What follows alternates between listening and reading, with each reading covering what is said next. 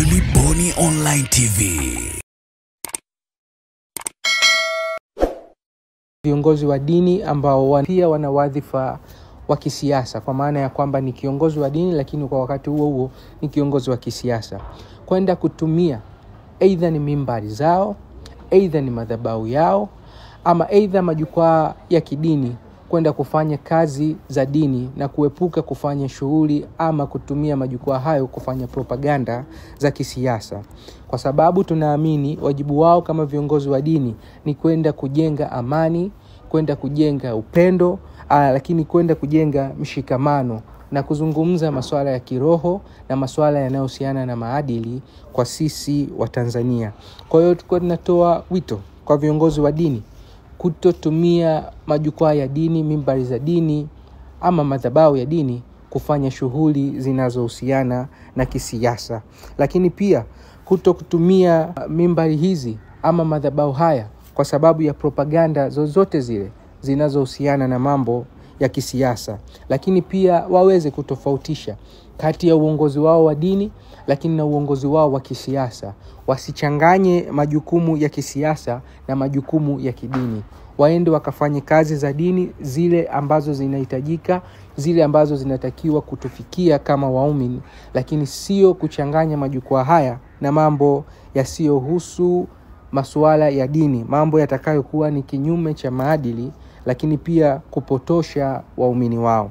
Lakini jambo jingine, kutowachochea waumini kwenye migogoro ambayo isiyo ya lazima, lakini pia migogoro ambayo inaweza ikaleta hatari ama sintofahamu katika taifa letu.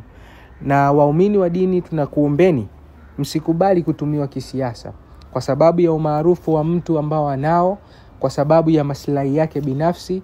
Kwa sisi tunawasihi na kuwaomba waumini wa dini watakapokuwa wanaenda katika masuala yanayohusiana na ibada, basi wakafanye masuala yanayohusiana na ibada. Masuala ya kisiasa yakatumike katika majukwaa ya kisiasa, lakini masuala ya ibada yakafanyike katika nyumba za kuabudu. Lakini jambo jingine ni matumizi mabaya ya dini kwa malengo ya kisiasa. Sisi kama vijana hatutayavumilia, lakini kama Chama cha Mapinduzi na chenyewe hakitaweza kuvumilia.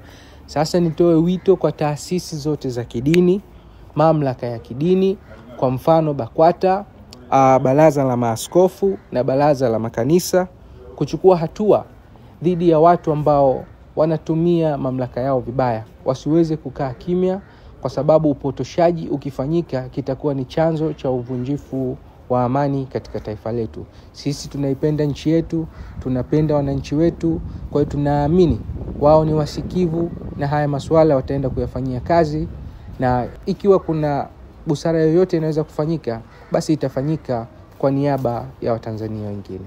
Make your day right. Gilly Bonny Online TV. Kupata habari mpya na kwa haraka kila siku, usisahau kusubscribe kisha like na comment. Gilly Bonny Online TV.